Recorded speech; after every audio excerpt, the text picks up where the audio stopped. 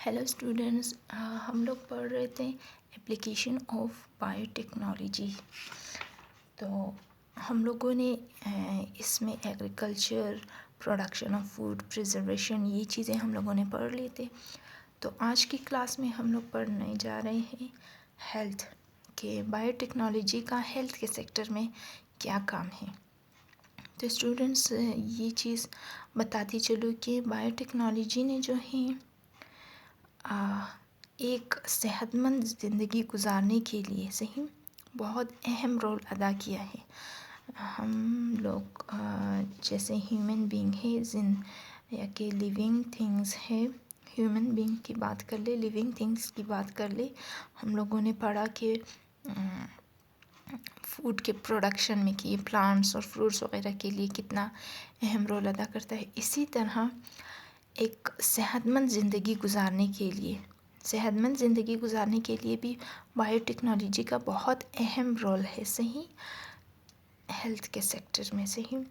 तो बायोटेक्नोलॉजी का कंट्रीब्यूशन क्या है? बायोटेक्नोलॉजीज़ कंट्रीब्यूशन से ही एक तवाना या एक सेहतमंद ज़िंदगी गुजारने के लिए बायोटेक्नोलॉजी का क्या कंट्रीब्यूशन है हमारी ज़िंदगियों में, या के हेल्थ के सेक्टर में सही, सेहत के हवाले से।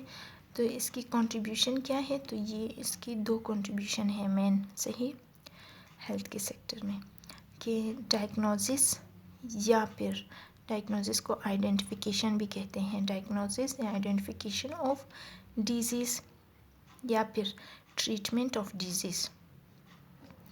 बायोटेक्नोलॉजी का कंट्रीब्यूशन क्या है हेल्थ के सेक्टर में, कि ये जो है सबसे पहले बीमारियों को आइडेंटिफाई करता है, डायग्नोस करता है, मतलब बीमारी का पता लगाता है कि प्रॉब्लम क्या है, मेन बीमारी क्या है, किस वजह से हुआ है, डायग्नोस करता है सही। तो जब डायग्नोस हो जाती है बीमारी, तो सेकंड स्टेज पे क्या काम है बायोटेक्नोलॉजी का, वो कि जो है ट्रीटमेंट ऑफ डिजीज़ करता है। जब एक दफ़ा बीमारी डायग्नोस हो जाती है, मर्ज़ पता चल जाता है कि किस चीज़ की बीमारी है, तो फिर नेक्स्ट स्टेप क्या काम आता है कि ट्रीटमेंट का काम आता है, कि उस बीमारी का इलाज किया जाए। और वो भी किस चीज़ से पॉसिबल है? ये भी बायोटेक्नोलॉजी की वजह से ही पॉसिबल हुआ है सही। तो ये हो गई। तो इस किस्म से, इस वजह से हम लोग कह सकते हैं कि बायोटेक्नोलॉजी जो है क्या है, लाइफ सेवर है सही, मतलब ज़िंदगियों को बचाता है।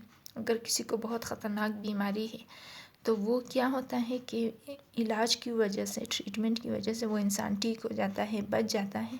तो इस किस्म से हम लोग बायोटेक्नोलॉजी को लाइफ सेवर भी कह सकते हैं सही। तो अभी देखते हैं कि बायोटेक्नोलॉजी के क्या क्या प्रोडक्ट्स हैं, मतलब क्या क्या मेडिसिन बनाया है इसने हेल्थ के सेक्टर में। प्रोडक्ट्स ऑफ बायोटेक्नोलॉजी, सबसे पहले में आता है इंसुलिन। इंसुलिन क्या करता है, इसका क्या काम है कि maintain the glucose level. Insulin जो है ये किस्म का हार्मोन है जो कि हमारे पैंक्रियाज में रिलीज़ होता है। ये क्या काम करता है कि ये जो है ग्लूकोज के लेवल को कंट्रोल करता है हमारे ब्लड में से ही। इंसुलिन का काम है कि ये ग्लूकोज के लेवल को मेंटेन करे, कंट्रोल करे हमारे ब्लड में। तो सेकंड प्रोडक्ट या मेडिसिन इसका क्या है, वैक्सीन। अब वैक्सीन क्या है, मतलब इंजेक्शन वगैरह, उसको वैक्सीन कहा जाता है सही। Injection use for protection from disease.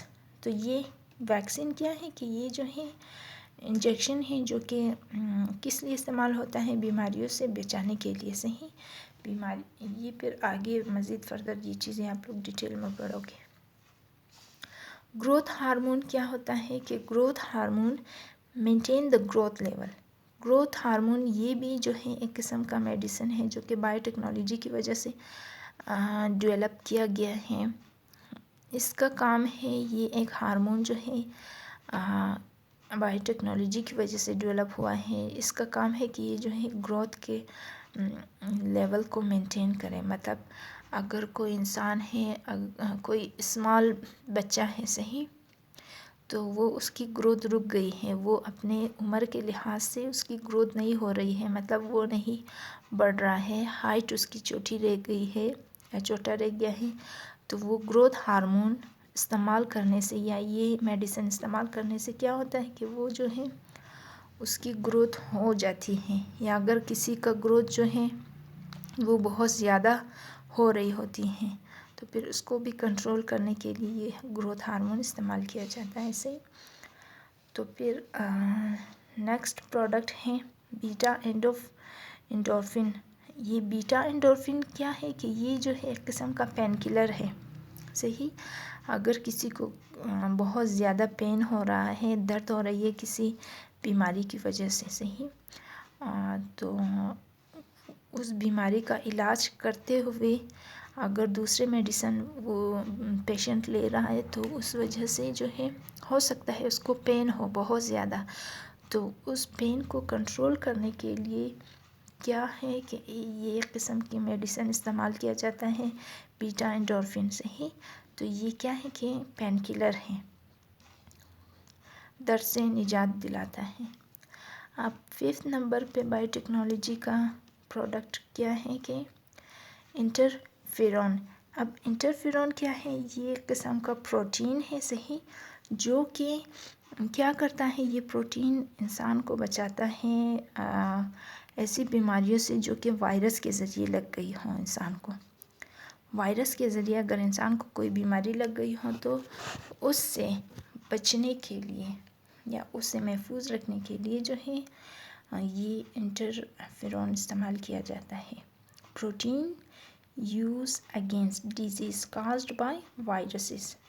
Virus की वजह से अगर कोई बीमारी लग गई है, सही, तो उस बीमारी से बचने के लिए या उसकी सिवियरिटी को कम करने के लिए ये मेडिसिन इस्तेमाल किया जाता है इंटरफेरॉन, सही।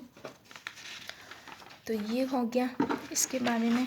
अभी हम लोग देखेंगे फर्दर मज़ीद के इंसुलिन जो है इसका क्या काम है। Insulin first product of bio technology का हम लोगों ने अभी पढ़ा कि ये फर्स्ट प्रोडक्ट है। तो ये इंसुलिन क्या होता है। इंसुलिन बेसिकली एक हार्मोन होती हैं या कि प्रोटीन होती हैं विच controls the glucose level in the blood. ये हार्मोन या इंसुलिन क्या करता है कि ये ग्लूकोज के लेवल को कंट्रोल करता है हमारे ब्लड में, सही। और ये इंसुलिन कहाँ पे पाया जाता है, हमारे पेंक्रियाज में ही। पेंक्रियाज क्या है, एक ऑर्गन है हमारी बॉडी में, सही। और ये पेंक्रियाज क्या करता है कि ये प्रोड्यूस करता है इंसुलिन को, इंसुलिन प्रोड्यूस करता है। अगर किसी वजह से if pancreas stops production of insulin, या फिर सेकंड कंडीशन हमारे पास लेस इंसुलिन इज़ प्रोड्यूस्ड, या ये दो कंडीशन अगर हमारे पास होती हैं तो क्या होता है उस वजह से, अगर इंसुलिन की मकदार कम हो जाए या फिर पेंक्रियाज जो है इंसुलिन को बनाना बंद कर दे तो फिर क्या हो जाएगा, उस टाइम हमें शुगर हो जाएगा। ये इंसुलिन का क्या काम था कि ये ग्लूकोज को कंट्रोल करता है। अगर ये नहीं बन गया, इंसुलिन नहीं बना, तो उस टाइम शुगर जो है हमारे बॉडी में, हमारे ब्लड में, इसकी तादाद बहुत ज़्यादा हो जाएगी, तादाद, इसकी अमाउंट जो है क्वांटिटी ग्लूकोज की ज़्यादा हो जाएगी। फिर हमें एक बीमारी लगेगी, उस बीमारी को कहते हैं शुगर या फिर डायबिटीज़, सही। शुगर या बीमारी डायबिटीज़ कौन सी बीमारी होती है, it is the condition in which there is excess glucose in the blood level. ये एक ऐसी कंडीशन होती है शुगर जिसमें जो है ग्लूकोज की अमाउंट या क्वांटिटी जो है बहुत ज़्यादा हो जाती है हमारे ब्लड लेवल में, सही। अगर किसी बंदे को शुगर हो गया है, सही, तो वो शुगर पेशेंट क्या करेगा, उसको जो है अपना शुगर लेवल मेंटेन रखने के लिए उसको एक इंजेक्शन की ज़रूरत पड़ेगी, सही। शुगर पेशेंट नीड्स इंजेक्शन, किस लिए, to regularize the sugar level in the blood, क्योंकि इंसुलिन तो उसका नहीं बन रहा है कुदरती तौर पर पेंक्रियाज से, सही। तो वो जो है अपना शुगर कंट्रोल करने के लिए वो एक किस्म का इंजेक्शन यूज़ करेगा, मेडिसिन यूज़ करेगा, जो कि क्या करता है, उसके शुगर लेवल को कंट्रोल करता है। सही। तो शुरू में स्टूडेंट्स ये इंसुलिन का सोर्स जो था, सही, सोर्स ऑफ इंसुलिन क्या था शुरू में, पास्ट में, मतलब माजी में, सही, क्या था कि इंसुलिन को जो है एनिमल के पेंक्रियाज से हासिल किया जाता था। सही। माजी में insulin was obtained from animals pancreas. क्या करते थे कि एनिमल को किल करते थे, कोई भी एनिमल, सही, तो उसके पेंक्रियाज से जो है वो इंसुलिन निकाल कर किसी भी पेशेंट के बॉडी में इंटर किया जाता था ताकि उसके इंसुलिन की कमी को पूरा किया जाए और शुगर लेवल कंट्रोल किया जाए, मेंटेन रखा जाए। सही। तो अब क्या किया जाता है, जबकि अभी हाल में, प्रेजेंट में, सही, नाउ ये पास्ट में, ये पास्ट की बात कर रही है ये, सही। अब प्रेजेंट में क्या है कि इंसुलिन इज़ ऑब्टेन्ड फ्रॉम, या insulin is obtained by biological techniques या मेथड्स। तो आजकल क्या हो रहा है कि इंसुलिन को जो है बायोलॉजिकल टेक्निक की वजह से जो है इस्तेमाल पैदा किया जाता है। सही। ये इंसुलिन बायोटेक्नोलॉजी की वजह से जो है पैदा हो रहा है। वो कैसे कि एक जो है इंसुलिन प्रोड्यूसिंग जीन को लेते हैं, सही, और अगर किसी पेंक्रियाज से, सही, किसी पेंक्रियाज से जो है इंसुलिन प्रोड्यूसिंग जीन को ले लिया जाता है। अगर जो पेंक्रियाज ठीक है, जो कि इंसुलिन प्रोड्यूस करता है, पैदा करता है, उससे एक जीन को ले लेते हैं और उसको बैक्टीरिया के अंदर इंट्रोड्यूस किया जाता है। सही। तो वो बैक्टीरिया क्या हो जाएगा, जेनेटिकली मॉडिफाइड बैक्टीरिया में चेंज हो जाएगा। सही। फिर ये जेनेटिकली मॉडिफाइड बैक्टीरिया क्या करेगा कि इंसुलिन को प्रोड्यूस करेगा। सही। ये कैसे होता है, ये प्रोसेस आप लोगों ने पढ़ा है इससे पहले, introduction of gene into bacterium. सही। आप उसको दोबारा समझने के लिए, इस प्रोसेस को समझने के लिए ये डायग्राम में देख लिए, थोड़ा सा रफ है, शायद आप लोगों को समझ में आए। एक पेंक्रियाज है हमारे पास, सही, जो कि इंसुलिन प्रोड्यूस करता है। सही। ये पेंक्रियाज ठीक है, हेल्दी पेंक्रियाज है जो कि इंसुलिन प्रोड्यूस करता है। और यहाँ से जो है हम लोग एक बैक्टीरिया को लेते हैं। सही। एक बैक्टीरियम है हमारे पास। बैक्टीरिया में क्या होता है, एक क्रोमोसोम होता है और इसके अंदर ये दूसरा क्या कहलाता है, प्लाज्मिड। प्लाज्मिड में ये एबिलिटी थी कि वो जो है जीन को अपने ऊपर एक्सेप्ट कर लेता था, एड कर लेता था। सही। तो हम लोग क्या करेंगे, इस बैक्टीरिया से इसके प्लाज्मिड को बाहर निकालेंगे, रिमूव करेंगे। सही। और फिर यहाँ से इस पेंक्रियाज से हम लोग क्या ले लेंगे, वो जीन ले लेंगे, इंसुलिन प्रोड्यूसिंग जीन लेंगे। सही। यहाँ से तो फिर इसी प्लाज्मिड में, यही प्लाज्मिड में हम लोग ये जीन को जो है मैंने रेड कलर से शो किया है आप लोगों के लिए ताकि समझ में आए। सही। ये जीन इसमें हम लोग ऐड करेंगे, इंट्रोड्यूस करेंगे। सही। तो ये क्या हो जाएगा, ये एक रिकम्बिनेंट डीएनए हमारे पास बन जाएगा। सही। अब इस प्लाज्मिड को, रिकम्बिनेंट डीएनए को हम लोग दोबारा जो है बैक्टीरिया में इंटर करेंगे, इंट्रोड्यूस करेंगे। सही। Introduction of recombinant DNA into bacterium. तो ये सारा प्रोसेस कैसे होता है ये आप लोगों ने पढ़ा है इससे पहले। सही।